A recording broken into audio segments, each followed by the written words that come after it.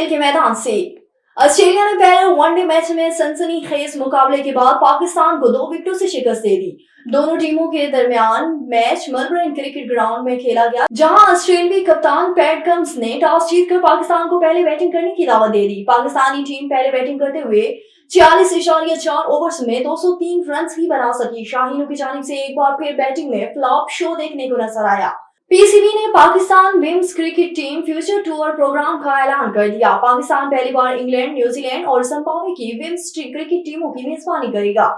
Pakistan cricket board PCB का कहना है कि जिम्बाब्वे की विमेंस टीम अप्रैल-मई 2026 में पाकिस्तान का दौरा करेगी। न्यूजीलैंड की विमेंस टीम अप्रैल 2027 में पाकिस्तान आएगी, जबकि इंग्लैंड की विमेंस टीम अक्टूबर 2027 में पाकिस्तान का दौरा करेगी।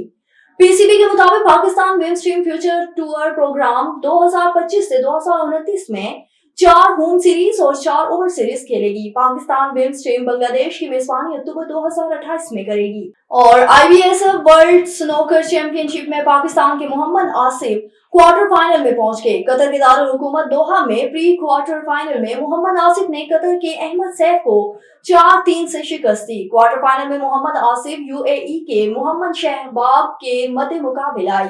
दोनों जानिब पाकिस्तान के असद इकबाल को प्री क्वार्टर फाइनल में कब्रस के प्लेयर ने शिकस्त दे दी। माइकल जार्ग्यू ने असद इकबाल को 2 के मुकाबले में 4 फ्रेम से शिकस्त दी।